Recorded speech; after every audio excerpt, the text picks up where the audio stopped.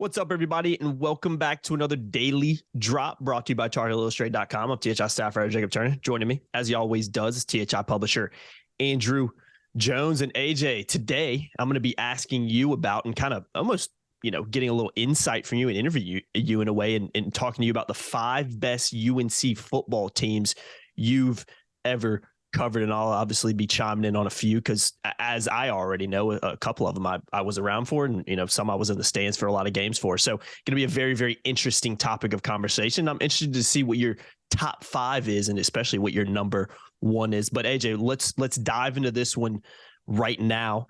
Give me we'll start with 5 and we'll do a countdown to 1. So give me your number 5 best Carolina football teams that you've covered. And we should say that my first game I covered was in November of 1996. That's when I formally started in this business. So not a bad time to cover Carolina. Yeah. So I can't say, hey, the 1980 team with Lawrence Taylor, because I was a squirt and I wasn't covering stuff then. So that's the time range from November 1996 to now. Yep. So number 5 would be the 2001 team that might surprise people, John Bunning's first team, because they got, I wouldn't say they were rocked at Oklahoma in the opener, but they pushed the Sooners some. Oklahoma was defending national champ. Carolina was asked to play them in what used to be called the Hispanic College Football Fun or Hispanic Fun College Fun game, where there were a couple early games that were added onto the schedule. So it was if you had an 11-game schedule at the time, you got a 12th game. And so they went to Oklahoma in the opener. And they were down big, but they roared back, played well. Darian Durant, if people might remember, played pretty well in the second half of that comeback. Julius Peppers had a pick 6. That was highly impressive in that game. And then the next week, they go to Maryland, which finished in the top 10. That was when Ralph Friedgen had the Terps going big time for a couple of years. They lost a lower scoring game. And then a week later, they went and played Mac in Texas on the road and got thumped. So they were 0-3, having lost to 3 teams that ended up in the top 10. Then 9/11 happened. So the SMU game was pushed to December. It was postponed. So they had to wait another week. And their 4th game they played was against number 4 Florida State. So their first 4 games were against top 10 teams. And they destroyed Florida State. So they flipped their season around. I thought maybe one of the maybe still the most impressive road Carolina football game I've ever covered was that year when they won at Clemson 38-3. They just mauled the Tigers. They were a complete team that game. They had people leaving Death Valley in the 3rd quarter. I mean, they just mauled them. That wasn't a great Clemson team, obviously, but still, there aren't a lot of times you can point to that North Carolina rolled into Memorial Stadium down there and left with a victory. No. And they did this one very decisively. They ended up beating Auburn in the Peach Bowl. Ronald Curry was the MVP, had a real long run. Look it up you just look it up on YouTube. You can find that. It's he cut like 8 times or something in that run. Looked like he was going to run out of gas, but still got to the end zone. That was an incredible atmosphere. We did the podcast about loudest and atmospheres. I would say that was one of the great atmospheres of any game I've ever covered because it was full. It was almost split Auburn and Carolina fans. And it was New Year's Eve, 2001. In fact, final story on this one, because I don't want to go 500 minutes on this pod. At the stroke of midnight, I'm in the bowels of the Georgia Dome, outside the locker room, sitting down. There were 2 chairs there. I'm sitting here, and Darian Durant's sitting there, and I'm interviewing him. And all of a sudden, we hear, "Hey, it's midnight." Darian's like, "Happy New Year's." Happy New Year. And we just continued with the interview. So I love it. I'll never some of the weird stuff that you remember in life in general, but certainly in this business, that's something that's always stuck with me. So I had a Happy New Year exchange with Darian Durant that night. That's some cool insight, and a team too that won 8 of their last 10 games too. So I just started off. Yeah, playing some really hard teams, and then kind of as they got into the thick of the season, really picked it up and, beat some really highly ranked teams, like you said as well. So, yeah, shame it didn't ultimately work out for John Bunning because I'm sure Carolina – I was 6 years old at this time, keep in mind, but I'm sure Carolina fans with that first year under him had to be incredibly optimistic about what they could do under his, tutelage. But unfortunately, we all know how it ended. But still, that was a very talented group, and they lost a lot of those guys, and so things happened as they did. Man. But that was a really neat team to cover. And when they played well, they were really good at times. Yeah, no doubt about it. AJ, what's your number 4 team on the list? The Orange Bowl team from a few years ago. And a lot of people, I think, might hold them in a little bit higher esteem because they think about the Miami game. They think about Javonte running over 500 Hurricanes and the amazement of Chris Fowler. And I watched the game on replay because everyone kept saying, you got to hear what Fowler and Herbstreit had to say. And so I did, and like they were gushing. I think at that moment that day, you thought, wow, that really has this thing going. And they took a step back the next year, but I think a lot was learned, as we talked about during that season. But that team was good and got better. They learned a lot during the course of that year as well. They had the ugly loss at Florida State. So I think that was program stuff there, where the program just had to understand the moment and figure out a way to navigate stages like that. And I think that they have to a degree. So there was a lot of value in what happened that night, residual value. But you have the Sam Howell factor, and then you have what Javonte and Michael did. And then you have just a club that was as exciting as any Carolina team we've seen in a while. And one of the more exciting teams that I've covered, because when you have 2 running backs that are different like that, but they get yards after tackle in abundance like both Michael and Javonte did, I was fine if they ran the ball 70 times a game as a consumer of football because I so thoroughly enjoyed watching those guys. I thought the offensive line was great in run blocking.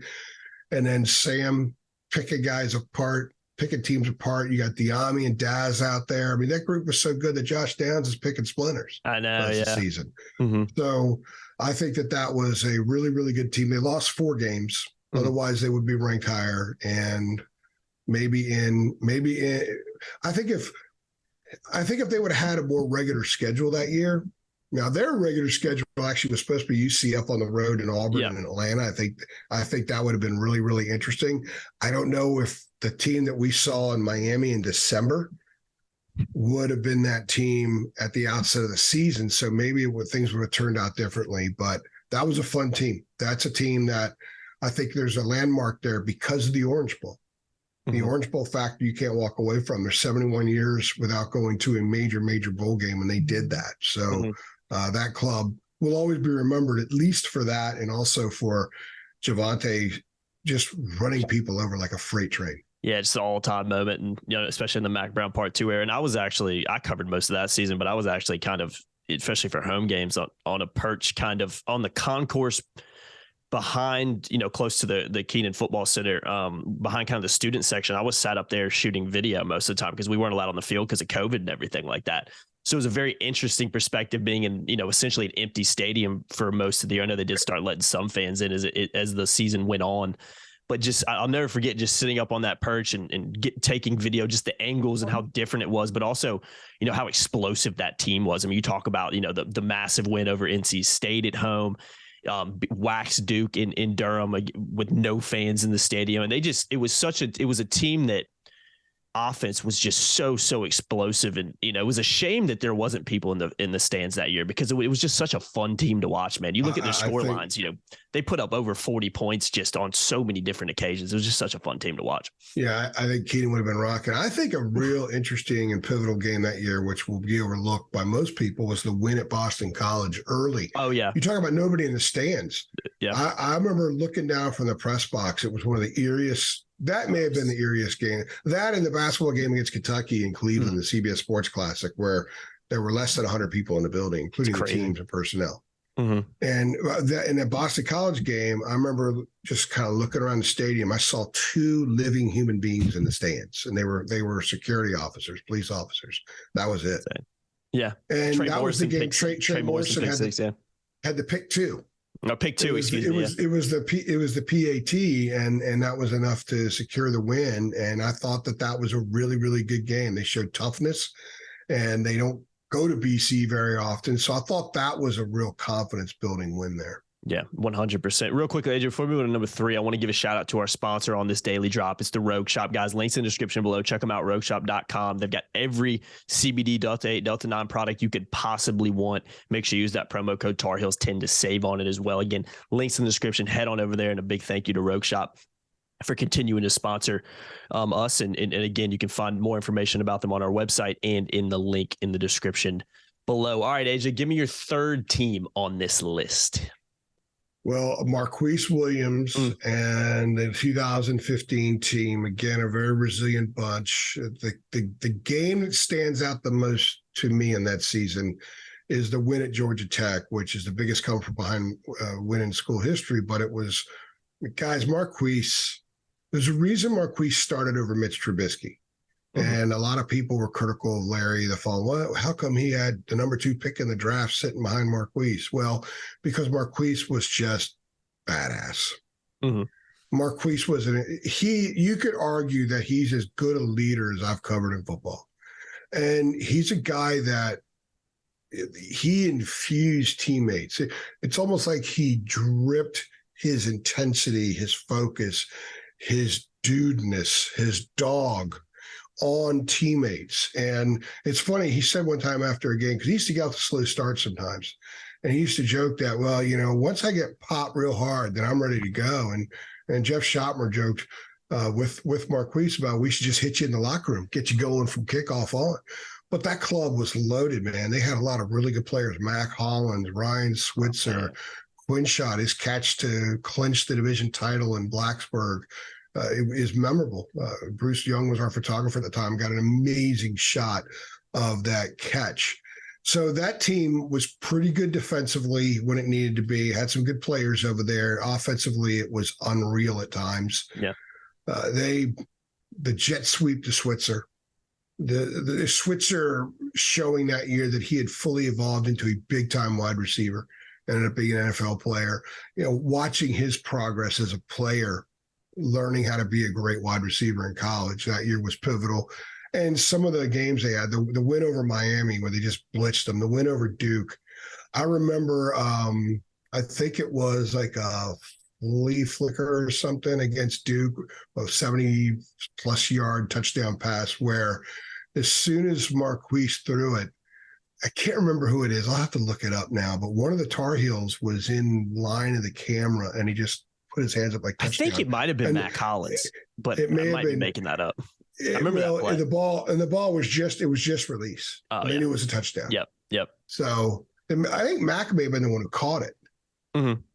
I can't remember. I thought it was Switzer who caught it. I'm picturing the play in my head, but here's an assignment for everybody watching and listening. Go ahead and look it up and let us know. Yeah, let us know. Yeah, because I'll look it up too. But that was a memorable play, and that was just. And I'll tell you what, man. Did they get the offensive, the onside kick against Clemson in the ACC title game?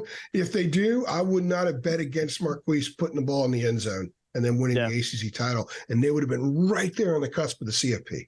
Oh, they were so right close, there. Man, and we should have had the onside kick. It was just a horrible. To this day, I don't know what the referee. I won't even go down that rabbit hole, to be honest with you, because it makes zero sense. But yeah, I'll speak on this team real quickly too, AJ, before we move on. I was in the stands for a lot of these games. This is a few years before I started with you. I was still in college at this point, but I think the interesting storyline about this team, the most interesting to me, is how they started off the season against South Carolina, because it was a team with a lot of expectations. Everybody was really excited about the kind of quarterback, especially Marquise, could be. And he comes in that game and didn't he throw a couple interceptions, had a few turnovers? Three. And losing 17-13. And imagine that offense scoring 13 points. It's kind of hard to believe when you look back at what they did for the rest of the season. But the way this team bounced back, and I know it culminated in a really bad, no other way to sugarcoat it, loss to Baylor in the bowl game, and obviously the disappointing loss to Clemson, which probably, Carolina should have had an opportunity to win that game late on. But it was just a fun team to watch. And when I think about that season, I just think about how good that offense was. And the defense wasn't great, but they made plays when they needed to at times. But man, Marquise and that offense was just so fun to watch. And I was actually in the stands for the ACC championship game as well. And we actually had left right before the kickoff happened. And we actually saw it on a TV in downtown Charlotte, the replay of the onside kick, and couldn't believe that we decided to leave the game, because the people I go to games with usually do not do that. I don't even know why we left the game, to be honest with you. But to see that play out like it did, it probably maybe a good thing we weren't there, because that's just a horrible call to this day. I still don't understand how that call stood, especially in a huge game like that. It's unbelievable. Baylor's offensive line coach was Randy Clements. Yep. Full circle, man. Kind of cool, isn't it? Kind of wild how things work out like that. But yeah, just a great team. And probably in my lifetime, at least for me, you know, in what I can really remember, because obviously I was in college at that point, one of my favorite teams to watch, just because they were just so fun to watch and so explosive. And they were fun to cover. To cover. And let's not forget about the win at Georgia Tech too. I mean, that really stands out. That's what I led off with. That was Marquise, man. That was just Marquise just oozing dude all day long, and they come back and win that game. 100%. AJ, let's move on to your second team. We're almost getting down to number one. What's number two on this list? 1996, first game I ever covered was the game at Virginia when number 6 Carolina went into Charlottesville. I think EVA was ranked toward the bottom of the poll going into that game. Carolina's up 17-3, marching down the field inside the 5, I guess it was, maybe the 7, something like that. And Chris Keldorf throws the interception that is run back for a touchdown, 100 yards for a touchdown, and then UVA just kind of seized control of the game and won 20-17 on a field goal with about 40 seconds left. You know, a lot of people blame Keldorf for that, but Octavius Barnes, who by the way walked onto the basketball team and was in a Final Four team, Octavius Barnes later said that he ran the wrong route. So, and I think Mac, if there's any decisions that Mac has made where perhaps he might say, you know what, let's just run the ball and kick a field goal, that might be one of those games. Because if they kick the field goal there and they go up 20-3, they probably don't lose that game. And they end up in what was the Alliance. That was the last year of the Alliance, the Bowl Alliance. Mm-hmm. The next year it became the BCS, which eventually gave us the college football playoff. So they would have been in that. So the team that next year would have been coming off an Alliance Bowl. So they would have been in a major bowl that year. And everything could have been even different for the 97 team. Who knows? Yeah. But the 96 team was damn good. Mm-hmm. They were so good defensively. They went down to Tallahassee and held them to 213 yards. They lost. I think it was 13-3 or something like that, but because they couldn't move the ball. But they were really good. They were just a pinch off offensively at times, but still great defense. You could argue 96 and 97, Carolina had the best defense in college football. Yeah. Amazing to think that, given what we've seen most of the last 25 years, but they were phenomenal. They were loaded with NFL picks, first-round picks all over the place, NFL guys everywhere. And the offense was pretty good. Keldorf hit on big plays. They ran the ball. I think 96. They had 1,000-yard rushers each year. Jonathan Linton the following year. So that was a phenomenal team. That's the first game I ever covered. And that's such a great. It's the biggest loss in North Carolina history. Mm-hmm. You could argue it's the biggest football loss in North Carolina history, and I covered that game. It was my first one. That beats mine. Mine was the Western Carolina game in Fedoras last year, so not as exciting. They did win. But wasn't that Javonte's coming out? Javonte's game, yeah. I ended up writing and a story. You wrote a story about it, yeah. Yep. So hey, there's nothing wrong with that. It was cool, man. It was cool to. I remember first interviewing him to see where he is now. You know, it's pretty cool to see, just to look back like that. And yeah, man, at 96 team again, I was. I guess probably about a year old at that point. So I'm a young guy, but obviously knowing the history of Carolina football, you mentioned it. And the thing that always attracts me to that era, and it's something that I really can't really wrap my head around, is how good the defense was, because I've talked about it in podcasts. I haven't really witnessed a really elite Carolina defense in my time. I've seen some really good offenses, obviously, and just look at the past few years, but defensively, when I think Carolina football, I don't think elite defense. So to look back on that era and see how many NFL guys were on that team, especially on the defensive side of the ball, and just how good they were, I'm almost a little bit annoyed that I didn't get to see that, because I think it just would have been so fun to watch. I think just Carolina football having an elite defense, it would just be so much different than you've been used to witnessing over the last 25 or so years, when it just hasn't been the case. Dre Bly had a pick six that game. Yep. In 96 and danced his way into the end zone. He had one the next year against UVA as well. Mm-hmm. So UVA was Carolina's nemesis at the time. Mm-hmm. Florida State was Florida State. UVA was sort of a nemesis in some respects, and that was the program they had to get over the hump before they could try to scale the Seminoles. Yeah. And he had pick sixes in consecutive years against them. Just so good, man. Such a good player, and just go watch. They finished in the top 10. They finished in the top 10. Yeah, man. It's just maybe we'll see another elite defense under Mac over the next few years. I'd personally love to see it because it would just be. I think we've joked about it on podcasts over the last couple of years. Man, wouldn't it be nice just to see like a 14-10 game every once in a while instead of these just 65 for me, to 50s? Cover something different. Just have different storylines. And I know college football shifted, so it's even harder now to have a really, really elite defense. But man, it'd be fun to witness some of those games instead of having these shootouts every week. So AJ, countdown's officially over. Number 1 coming up. Give me your number. I think I have a hunch of what it is based on what team we haven't mentioned yet. So give me your number following year. Team. The following year, 97, they finished fourth. They finished 4th and 6th in the 2 major polls. The UVA game, it's interesting how the storyline flips the following year. So Carolina's up 17-3 in Charlottesville. They have the Alliance Bowl on the line. Dre has a pick 6 in that game. And then it was the big interception by Keldorf, right? Well, Virginia the following year in Chapel Hill, they're up 20-3. And then Carolina scores 45 unanswered points to close out the game. And I believe it was Keith Newman. I don't think he returned for a touchdown, but he had a big fumble. Dre had a pick 6.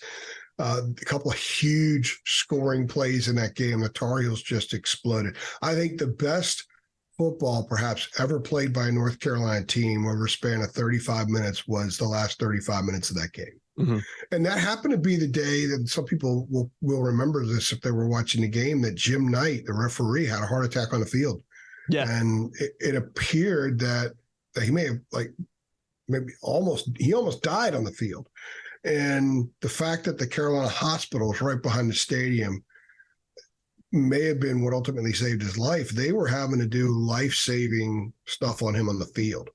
Mm-hmm. And if you find the video of that game, which is out there, watch it as well, because the reaction of the players, the Carolina players, because he was behind the UVA offense. UVA had the ball. And the reaction, I think UVA had the ball. The reaction of the players on the field, like, oh my God, something really bad just happened here. He just fell. So that was an amazing moment. But that was an awesome team. They had their moment when FSU came to town. Game day. It's the only time game day, ESPN Game Day, has ever been in Chapel Hill. And it was called Judgment Day because there were other games of college football going on. I think that was the day that Charles Woodson had a big interception, got him the Heisman at Michigan. That was the Nebraska 5 downs against Colorado game that day. And then you had that night on ESPN, huge audience on TV, biggest crowd ever in Kenan. They had 60, I don't know what it was, 63,000, something like that. They had to turn away like 6,000 students at the gate that night. I can't even imagine that now. That's really a game where the student section was full, an hour and a half before the game.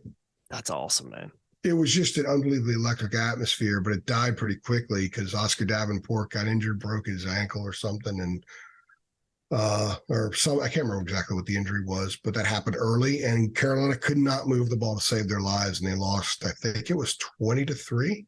Mm-hmm. Something like that. So they just weren't ready. They weren't ready for FSU. And that was an example right there. They were close. They had the best defense in college football. They were close to being at that level. I think had Max stayed, they would have added the next layer necessary, and they could have been a significant player for a long time. I think people would view college football a lot differently now, or at least North Carolina football, a lot differently now had Max stayed. Yeah. But, certain people screwed that one up. He got an offer he couldn't resist, and he left. So the rest is history. But that was a great team. Yeah. They finished 11-1. They finished 4th and 6th in the 2 major polls. And I will give that club credit that the home loss to Florida State, the next week they went and won at Clemson. Yeah. Bounced back, only one loss on the season. They bounced back, yeah. I mean, they weren't dominant, but they found a way to win that game. And I thought that showed that program is right where it needs to be. It's not quite there yet. It's almost there. And let's remember that Florida State was absurdly awesome at the time. They had, 14 straight seasons they finished in the top 4. Yeah, it was their time under Bowden. It just unbelievable, man. I think the thing that, looking back on that team, again, I was very young at that point, but the fact that Carolina's defense only allowed 12.2 points a game it doesn't even sound real. I mean, and again, I talked about it earlier, but to think a Carolina defense was that good. And I think another thing that stands out about this team, the fact that they did it because their defense was so good without really an elite quarterback. I know Keldorf was a solid college quarterback, but you associate these top level college teams now. It's, everybody you talk about, all these top 5, top 10 teams in today's football, it seems like have this elite quarterback who's the guy who kind of leads them to it, and obviously have a good defense as well. But the fact that Carolina's defense was so good that they could do that without kind of a superstar quarterback back there and have such a good year, I think just illustrates again how good that defense was and how good of a coach Mac Brown was. Because, I mean, to be able to get that program from when he took it over was just a train wreck, kind of like when he came in for Mac Brown 2.0, and to get him where he ultimately got him before he left for Texas, man, it's just an unbelievable team. And again, I'll keep saying I'd love to witness a Carolina team that has a defense as good as that, or even not even has to be that good, but maybe close to as good as they were, because 12.2 points a game, man, is just almost hard to fathom in today's world. They were pretty good quarterback. Davenport and Keldorf were pretty good. Yeah, Davenport as well. Forgot to throw him in there. Mac rotated them a lot too, and so maybe they didn't have the eye-popping numbers. That defense in the NFL draft in 98, 3 of those guys win the first round. I know, it's crazy, man. And even to rotate quarterbacks for a team that good, that's almost unheard of. Mac did that a lot, though. Yeah, Mac did that a lot. That's wild. He did it at times when he first went to Texas as well. So, and he's been very open. He said, "Look, I'd like to play 2 quarterbacks. Just get them out there in the field." You don't see that very often. And, I think it can work, but it's not something you see very often, especially with the top teams around the country. For Carolina to finish 6th that year, have such a good defense, and to essentially be playing 2 quarterbacks it's pretty impressive, and it's pretty wild to look back on. So yeah, AJ, that wraps up our podcast on this. We'll be doing a top 5 best UNC basketball teams that AJ's covered as well coming up shortly. So be looking for that one. But again, guys, get involved in the conversation with this one. You can go to our website. If you're a premium member, you can get involved in the premium message boards for this thread. You can sign up for just $8.33 a month. Respond to us on Twitter. Give us your top 5 at Hill Illustrated, Facebook at Tar Heel Illustrated. All the links are below to get involved in the chat. And we want to hear from you guys. We want to hear what your top 5 Carolina football teams are that maybe you've witnessed in your lifetime. Very, very interesting topic. And there might be some other teams thrown in there, AJ, because again, you're starting from 96 to present. A lot of Carolina football before then. Just my coverage. I'm just starting with my coverage period. Exactly, man. So very interested to see what some top 5s are, especially for some people who've, been following or going to Carolina games since maybe the 70s or 80s. Very interested to see what they have to say about this. So make sure you guys get involved. All the links are below, including the link to rogueshop.com. Tar Heels 10 promo code to save on your order. Big thank you to them for continuing to sponsor. This has been another episode of the Daily Drop. Appreciate y'all watching. I've been Jacob Turner. He's been Andrew Jones. We'll see you on the next one. Thanks.